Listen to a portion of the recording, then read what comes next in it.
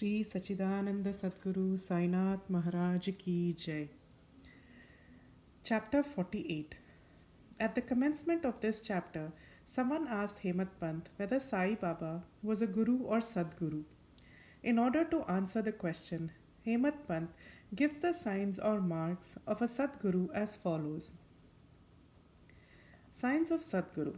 He who teaches us Veda and Vedanta or the six Shastras, he who controls the breath or brands his body with mudras or gives pleasing discourses regarding Brahma, he who gives mantras to the disciples and orders them to chant the same a certain number of times but does not assure them any result in a definite time, he who by his spacious worldly knowledge explains beautiful the ultimate principle but has himself got no experience or self realization is not a Sadguru.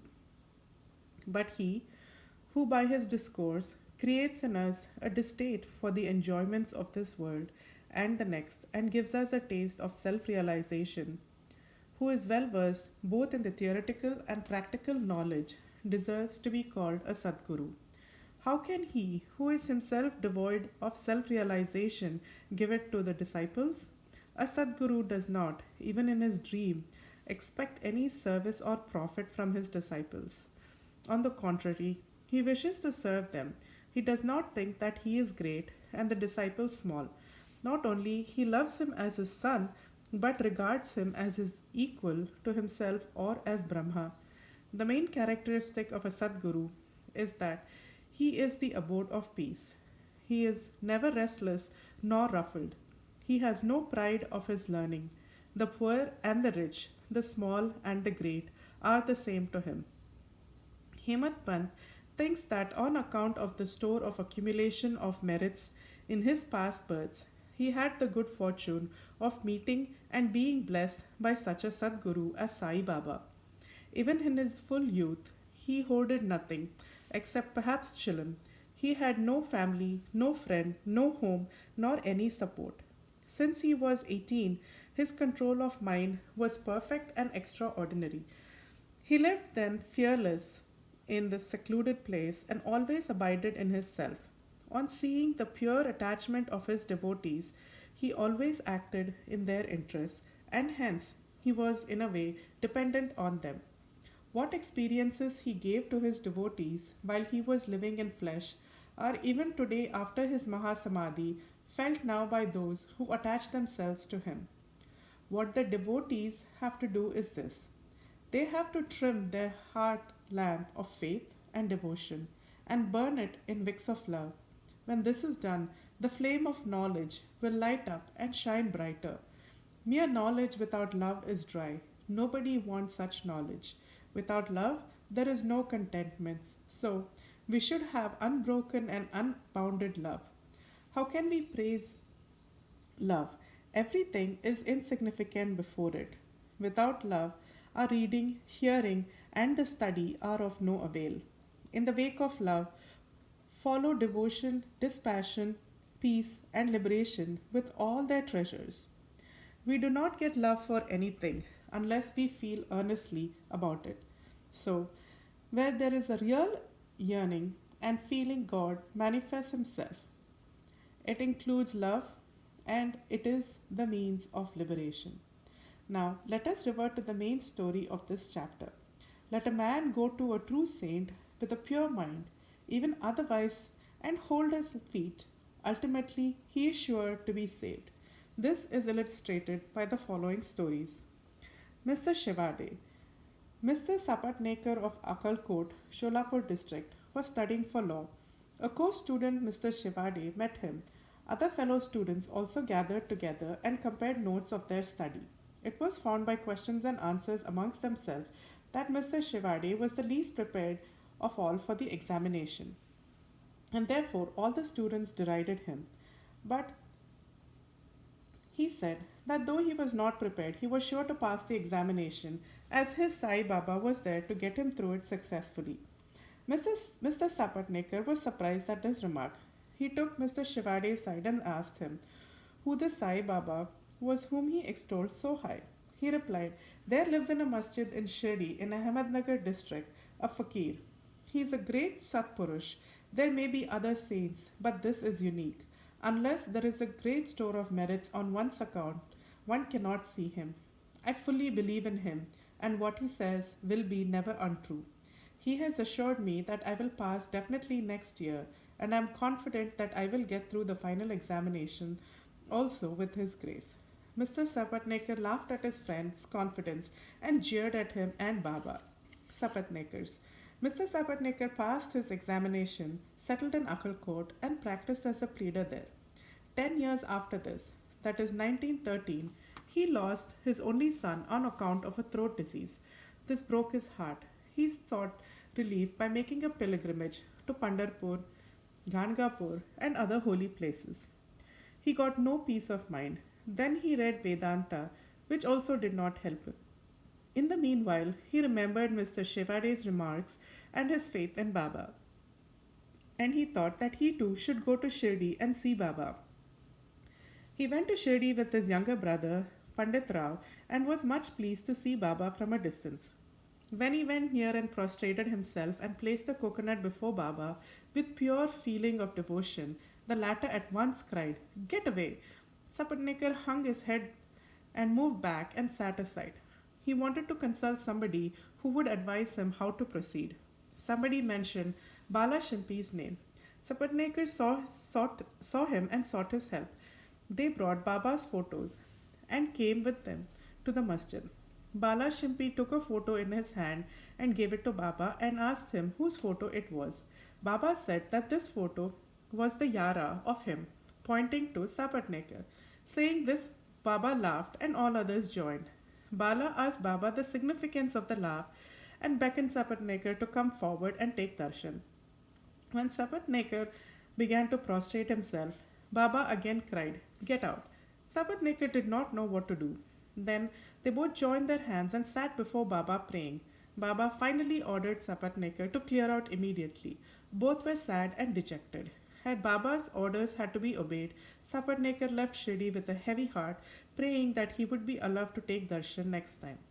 Mrs. Sapatnekar. 1 year elapsed, still his mind was not at peace.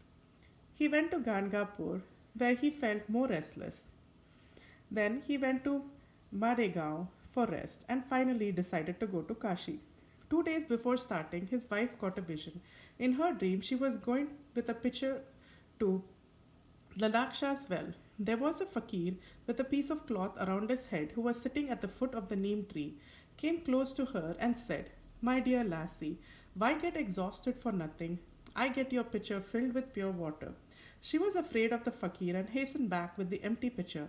The fakir followed her. At this time, she was awakened and opened her eyes. She told this vision to her husband. They thought that this was an auspicious sign and they both left for Shirdi. When they reached Shirdi, they went to the masjid. Baba was absent. He had gone to Lendi. They waited till his return. When he returned, she was surprised to see that the fakir she saw in her vision resembled exactly Baba. She reverentially prostrated herself before Baba and sat looking at him.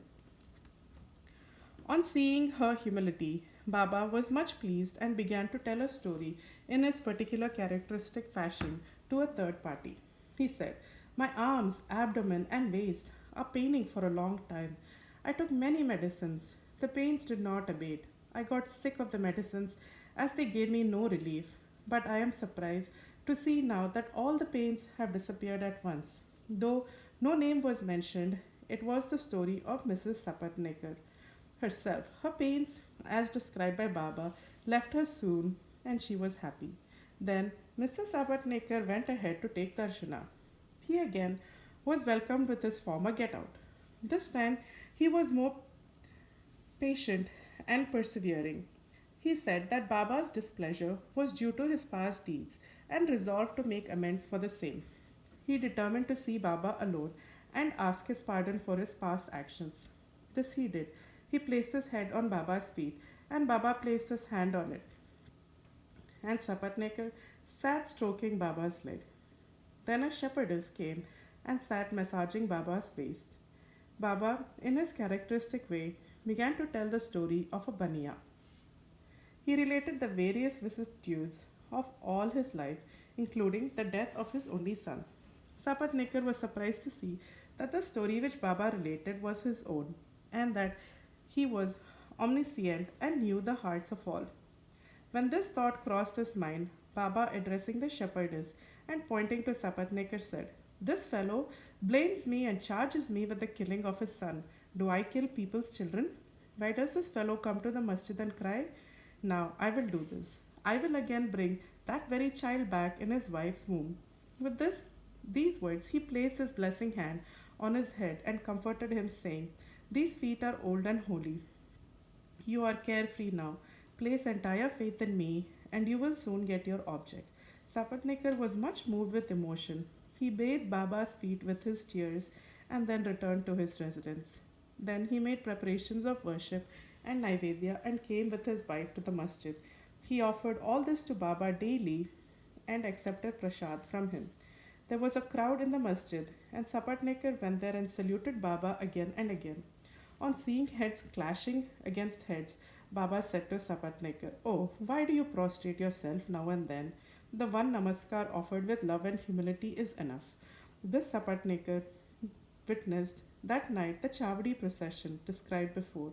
In that procession, Baba looked like a veritable Panduranga of Vittal. At the parting next day, Sapatnekar thought that he should first pay 1 rupee as dakshina, and if Baba asked again, instead of saying no, he should pay one more, reserving with him sufficient amount as expenses for the journey. When he went to the masjid and offered 1 rupee, Baba asked for another, as per his intention. And when it was paid, Baba blessed him, saying, "Take the coconut, put it in your wife's odi, and go away at ease, without the least anxiety." He did so, and within a year a son was born to him, and with an infant of 8 months, the pair came to Shirdi, placed it at Baba's feet, and prayed thus: "O Sainatha, we do not know how to redeem your obligations. Therefore, we prostrate ourselves before you. Bless us poor helpless fellows henceforth. Let your holy feet be our sole refuge. Many thoughts and ideas trouble us in waking and dream states. So turn away our minds from them to your bhajan and bless us." The son was named Murlidhar. Two others, Bhaskar and Dinkar, were born afterwards. The Sapatnekar pair thus realized that Baba's words were never untrue and unfulfilled, but turned out literally true. Bo to Sri Sai, peace be to all.